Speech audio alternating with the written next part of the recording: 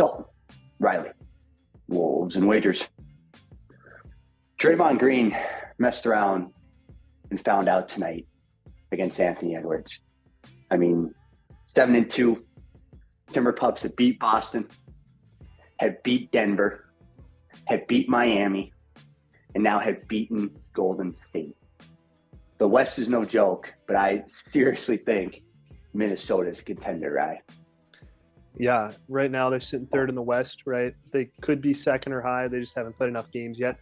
But still, cannot complain at all. It was one of those kind of like the Spurs win. It wasn't the prettiest, but you'll take them on the road against the Dubs. You'll absolutely take that win, right? You're not going to complain about that at all. I like how you start the show off talking about Draymond because I think that's a good starting point. Like, I get it. You have 4 championship rings. You are a good basketball player and provide value on the court. You're going to be a Hall of Famer. But it's just funny to me that the old triple single is out and he's talking so much jive, just letting Ant hear it. And, you know, we make the Ant to MJ comparison all the time. And because of the pretty fadeaway, right? Because of the dunks, because of the layup package, stuff like that, the aura. But the most I've seen resemblance to him, and this was like before they really got into it, this was earlier in the fourth, Ant's going to the free throw line, actively talking shit while shooting free throws. Legit talking to him while he's shooting the free throws, and he sinks both of them. Well, he was 10 for 10, by the way, from the line tonight. Love that from Ant. But that's the most like resemblance of MJ I think I've seen from him so far is the I'll let you hear it right back. While I'm shooting these free throws, I'm not worried about it. I just think Ant is moving and playing at a different speed right now.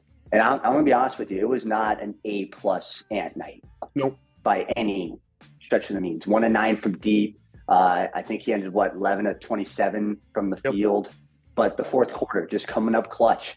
And there was a lot of moments where, how about that little snake dribble that he had into that mid-range pull-up? It's like, oh, geez, are you freaking kidding me? I mean, and that started that 13-3 run, and that's when they got their first double-digit lead.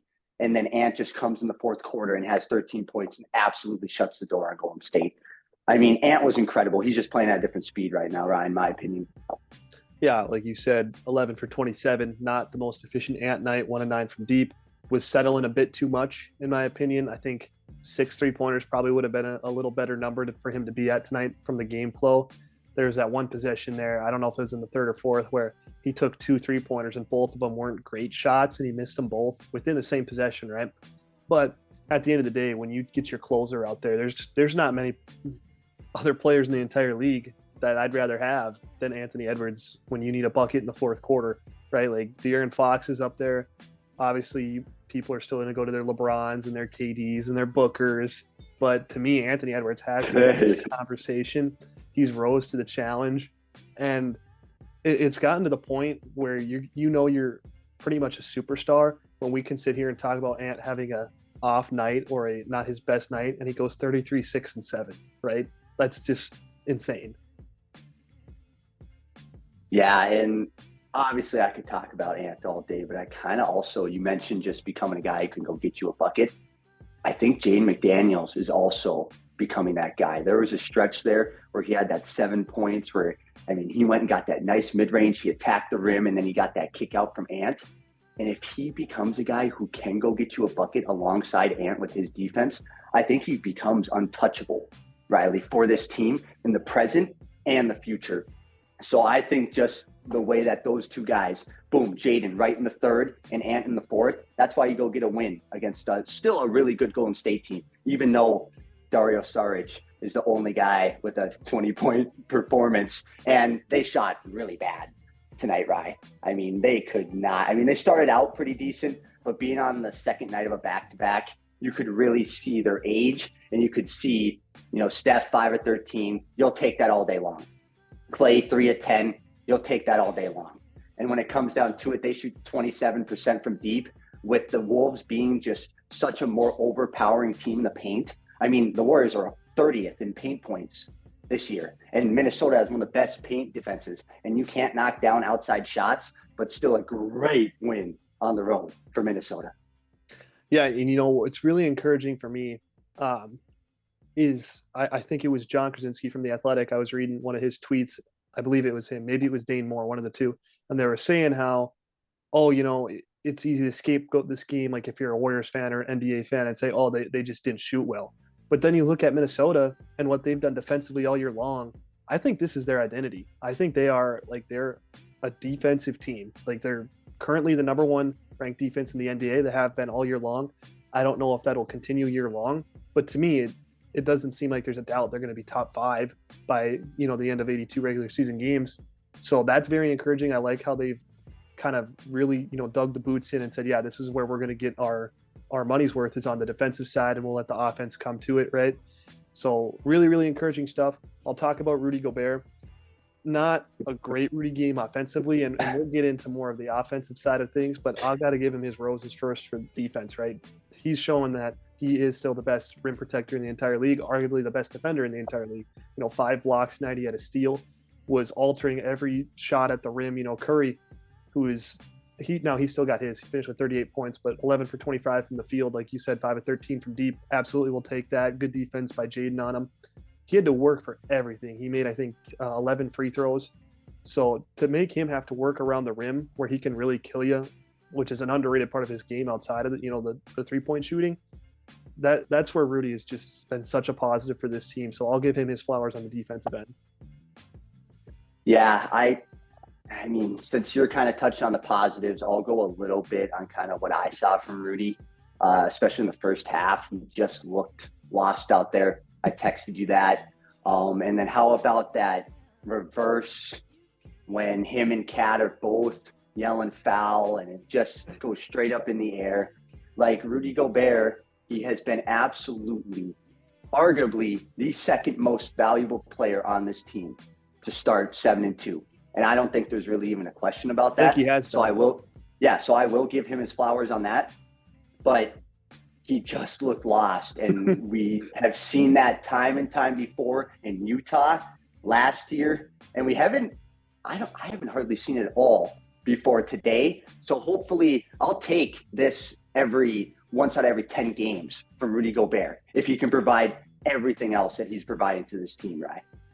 Yeah, and I think when it comes down to it, he just has to let the game come to him, right? And this is what I think Utah did so well, and why Donovan Mitchell works so well with Rudy to a certain degree. Like, I know they didn't have playoff success, right? But as far as winning regular season games, they didn't give Rudy post touches. It was few and far between. Now, we've talked about this before, like not on film all the time about it. We have a lot of respect for Rudy Gobert.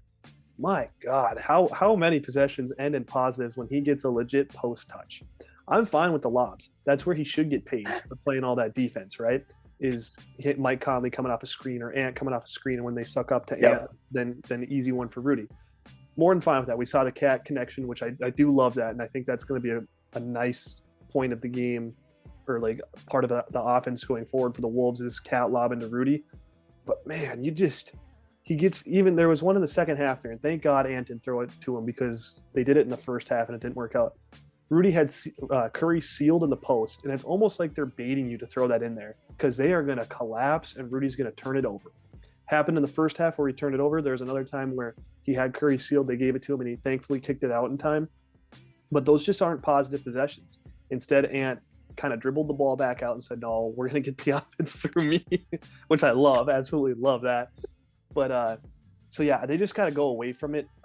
It was Dane Moore, who I saw in a tweet halfway through the game, said this is probably the first game that Rudy feels like last year's Rudy, as far as like the Euro steps, around the rim and the post touches and just getting all these shots up around the rim. It's like, man, Rudy, that's just not your game. Like if you look at it analytically, I know I don't have the numbers in front of me. There's just no way that's a positive possession compared to kicking that back out. So you're telling me you don't think that post hook is a positive possession? Lefty. He had the one lefty tonight, but. And I will say Rudy Gobert has been the MVP of multiple games so far this season, and that's with Anthony Edwards playing at a top 10 level in this league. But a guy who is my player of the game, and this doesn't mean, like, obviously I'll take Ant, but the player of the game and kind of finding his confidence is Nickeil Alexander-Walker. 100%. I mean, you know, knocking down that early three and having that nice take to the bucket, pickpocketing CP3, which that's something, you know, that, you know, how many times has that happened in CP3's career? And then I think he even had another three right before the half. So Na is actually my player of the game tonight. We've seen him even leading into the last couple games start to find his confidence. It feels like every time he's shooting the ball right now, it's going in. And that is scary if he can add that to his arsenal, because then he starts looking like playoff Na, which we both wouldn't mind that, I don't think. No, a complete 180 from probably the first first four games of the season, right? Where it looked like he was almost unplayable, but he's kind of taken the reins as the backup point guard, which I think is more than fine by Finch. Like, Shake is probably to me, Shake Milton reminds me of a better Jalen Noel, right? Like, he's out there to get you some buckets, where Na is going to do a bit of everything, and he's really looking like a good backup point guard. He was 4 of 6 tonight. Did a little bit of everything, you know, like you said, picked Chris Paul's pocket. That doesn't happen a ton. So really good game from him. Keep the confidence going. Bench unit as a whole, you know, they were good. There was that stretch there in the first half where, or maybe it was, I can't remember, but I think it was in the fourth quarter where early on they had all 5 like bench guys out there, and Finch had to like sub in Ant quick and get some subs in because the Warriors went on a bit of a run. But that's going to happen. But overall, you know, you look at the numbers. Nas was a plus 10 in a game where he wasn't that great, 3 for 8 from the floor, and he's still a plus 10. Na, like we mentioned, 4 for 6. Kyle 4 for 4, and did what Kyle Anderson does. So you just love that from the bench unit. Greatly outplayed the Warriors bench unit, in my opinion. Oh, hands down.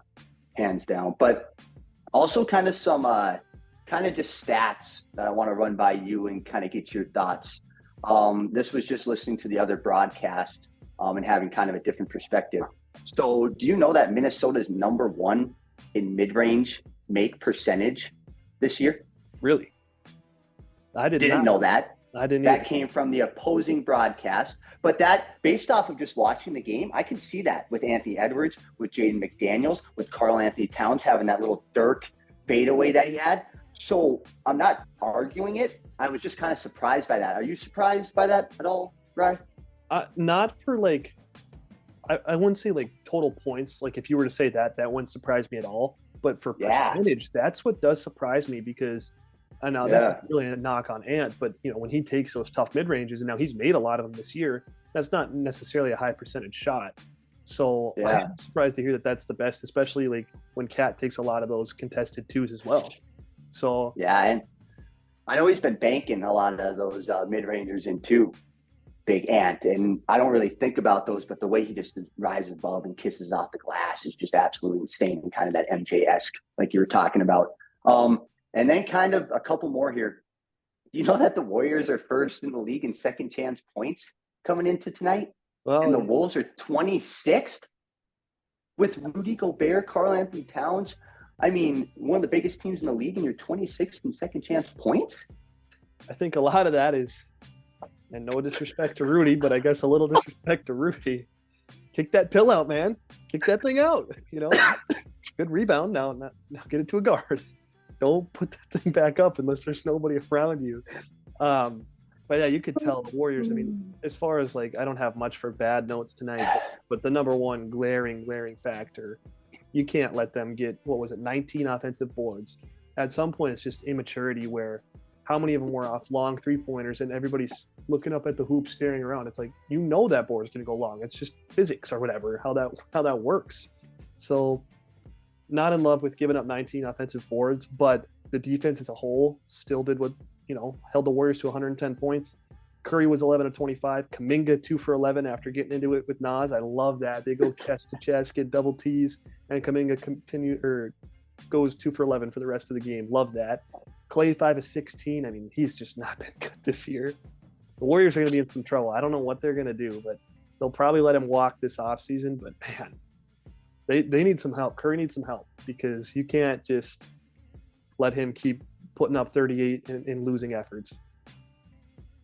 Yeah, I mean, Golden State would be top 5 in my power rankings all day long with how Steph Curry is playing, but the rest of his team is just not joining him. So with all of the talented teams in this league right now, including the Minnesota Timberwolves, who just beat the Golden State Warriors at Golden State, they're ahead of them in the power rankings, even with Steph Curry arguably playing his best basketball of his career.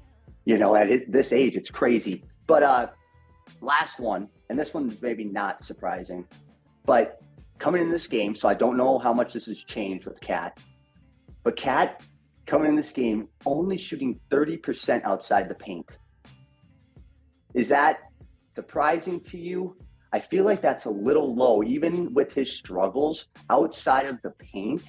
I know behind the arc, he has not been the Karl-Anthony Towns that we all know and love, but 30%, I just felt like that was a little low, especially with, a couple of his late game performances here, I think that'll go up. I guess I'm not ultra surprised. It does feel low to me as well. He's 8 of 14 tonight. Another really, really good Cat game, right? His numbers might not pop off the board. 14 boards pops out at you. 21 and 14, but very efficient, 8 of 14. So I think that'll start to go up here in due time. And it's not like he's been shooting 30 shots a game, so it won't take too long for him to get that percentage to creep up, because the volume hasn't necessarily been there yet. But yeah, I mean, now that we're talking about Cat, we might as well give him some love because yeah, very good. I mean, he was the reason, I would say, in the first half the Timberwolves were able to hold the lead was because of his scoring punch and finishing possessions on the glass when they did finish them. But yeah, good game from Cat, and I think this is what we can expect from him, right? Like, I love that 14 shots, anywhere from 14 to 17 shots is right where I want him, shooting efficiently, maybe take a couple more threes than he did, but I'm not too concerned about that because this is a good matchup for him, right? Like, we didn't do any props today, but I probably would have been on Cat points just because he matches up pretty well against the Warriors. Yeah, and me, when it comes to Rudy Gobert and Karl-Anthony Towns, if I'm not talking about them, that means that they're playing good basketball. Yeah. Because the only time that I really talk about them is when they go through their struggles. But when they're doing what they need to do, then we don't really need to talk about them because now you get to talk about Anthony Edwards being the absolute star of the show. And then everybody is doing what they need to do. And that's what it felt like tonight. Anthony didn't have an A+ performance, but he came up clutch in the fourth, and everybody else was just doing their job. Even Mike Conley. I literally had kind of a little coming today that Mike Conley is the perfect point guard for this team right now. And a couple reasons. Number one, the vet side of things. And then number two, he's not a liability. He is not. Mike Conley is not. When you look at that starting five around the league, other perspectives, he's not a liability, Rise. So don't know if you want to touch on Cat a little bit more or dive into Mike Conley. Yeah, it's just so nice to have that mature voice in the room and just, I guess the best way to put it, have the adult in the room, because Anthony Edwards is 22 years old and he gets, he got teed up tonight for a weak technical, and we'll talk about that dunk here in a bit because sorry, Dario, but we got to talk about it. But, to have the maturity and level-headedness, right? And also another thing I want to bring up, if I was Mike Conley, I probably would have been putting my hands up after Chris Paul dove into my knees. Like, that's a dangerous play. And in what world that's a foul on Mike Conley is beyond me. I probably would have gotten ejected for yelling at the refs for that too. But he's never had a technical in his entire career.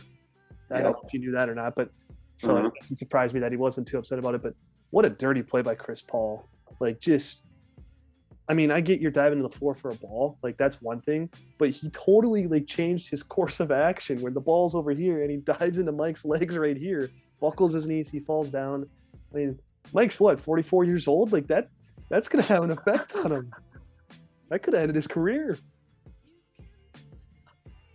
All right, so kind of the same thing with Mike.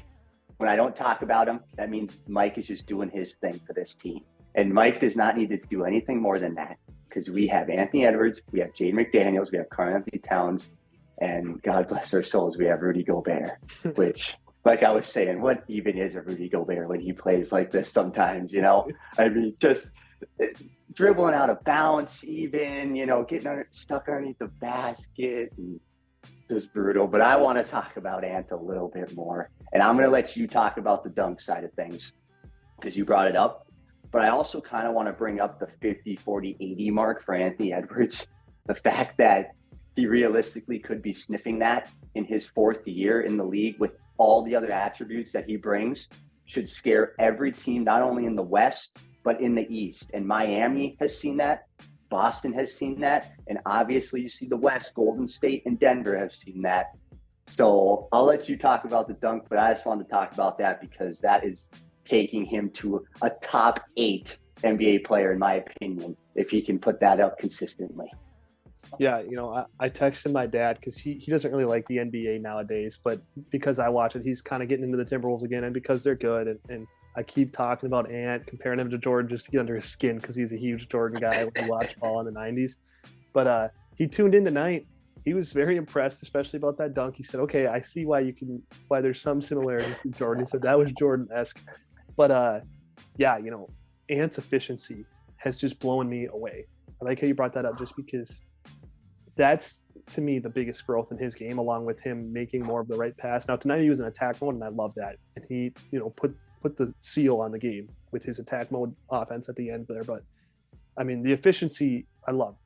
This game, it wasn't there. The 3-point percentage is going to start to tick down because I think this is his 3rd game in a row. I think he was 2 of 8, 2 games in a row, and then he was 1 of 9 tonight. So the 3-point percentage is tanking, but he started off blistering hot. So, but enough on his proficiency, whatever you want to say. But that dunk, how nasty was that? Poor Dario. What are you doing? Get out of the way, man. There's no use. That reminded me of Aaron Baines going up. Shout out to Aaron Baines in the year 2023. But wow, he is getting some run time. For him to go up, Anthony Edwards baseline, legit the same exact route that he took to dunk on Yuta Watanabe in his rookie season. And Dario still said, you know what? I'll go challenge this. I mean, what an electrifying dunk and a weak tech. Yeah, and that was my favorite part about Anthony Edwards is he used the dunk, he used Draymond Green talking all that smoke, and then that whole 4th quarter, I don't know if they talked about it much, Michael Grady and Jim Pete, but every time he made a bucket, he was talking straight to that bench the whole entire 4th freaking quarter, dude. And that was my favorite part about Ant. Okay, you shoot 1 of 9. Okay, you're not going to have your 3-point percentage look as nice as maybe the 50, 40, 80. But when you can just go do that to a team that's won 4 rings, and man, mind you, they got a lot of pieces. Like Kevin Looney's still on this team. I mean, and hey, he was a big part of some of those playoff runs, man, and they still got him there. And it's on the road. This was not at Target Center. Minnesota's been unbelievable at Target Center. Shout out to Target Center, even on a road matchup. But we went into the Chase Center and absolutely, in my opinion, controlled this game from start to finish. Okay, at the end of the game, the guy from Santa Clara, which I don't know why they didn't give him more minutes. When you come on a second night of a back-to-back and you're struggling to shoot and you got a guy who can go get you buckets, why was he not getting more runtime before 45 seconds left in the game? But outside of that, I just think this was a huge dub tonight, right, for the Timber Pups. Yeah, we started talking about Draymond. I still think he needs some more airtime here just because the disrespect. I mean, and this is coming from a guy who likes Draymond Green, the basketball player, right? The value he provides for a team, I think is understated. And I love the jokes and everything that comes with it, but he does a lot of winning things, right? Very gritty guy. But 2 years ago, was it, or 3 years ago, when he said, this isn't the Minnesota Timberwolves, this is a championship level basketball. So he says that. And then my favorite part of the night, right? And I earlier in the episode, I talked about when they were talking at the free throw line, it was on the play where Ant's driving to the rim. Draymond flails his arms, slaps Ant a couple times, shoulders him. So Ant's going to the line. And then they start talking, right? And it starts with Draymond saying, what did he say? It was, I can't remember what it was. Or he said, what are you going to do about it? That's what he said to Ant, which is very bold to say to Anthony Edwards. And then Ant is at the stripe waiting for the ref to get him the ball, shrugs it off and says, ain't nobody worried about you, bruh. Just the perfect response to a Draymond Green. I'm not sure if you saw that. You couldn't really. I missed talking on the Wolves broadcast because I was watching the Wolves broadcast. I knew they were talking, but when I saw the clip on the Warriors broadcast, clear as day in the mic, Just getting ready to shoot. It says, ain't nobody worried about you, bro. Next possession or shortly after that or later in the game when Ant was putting it away, Draymond was picking Ant up. That's when he hit the turnaround fade from the free throw line to put him up by like 10 with like 2 minutes left. And then just, the whole way walking. Kirk calls timeout, walking to his bench, just, the entire time. I love that. I mean, that's just that competitive fire. Draymond and Ant, like, there's no bad blood there. That's just competitors going at it. Like, Draymond's had nothing but good things to say about Ant. But, man, he's doing a lot of yapping tonight for a guy not really helping his squad. Yeah, that turnaround jumper reminded me just of that in the Nuggets series. You remember that baseline turnaround, Jay? And literally the ball was still in the air, and Ant is just doing his thing. Man, no, seriously, like, even in the first half, there's just times where he had that spin cycle, and he just makes it look so easy to where he just kisses that off the glass over 2 defenders. And it's like the fact that he can bring that to a game to where, because he's been more of like either I'm taking it to the rack or I'm shooting the step back 3. That's kind of how Ant has been. But now this year, we're starting to see the playmaking for sure. I mean, absolutely. Yep. But the mid-range is gone to a whole complete different level. And a lot of it is kissing it off the glass, which is absolutely pretty, man. You don't see that very often in today's game. So the fact that he can do all that electrifying stuff, God bless Dario Saric. I don't know why you're jumping with Anthony Edwards. I mean, I know he hasn't had maybe as many poster dunks as he did when he was a little bit younger, but when he's going downhill and you're not known as a rim protector whatsoever, like, just allow yourself to continue within the game flow. Don't take yourself out of the game. Because if I'm a head coach, I'm taking Dario Saric out of that game. He's not stepping back on the floor because you have to learn from your consequences. You're not embarrassing my team like that.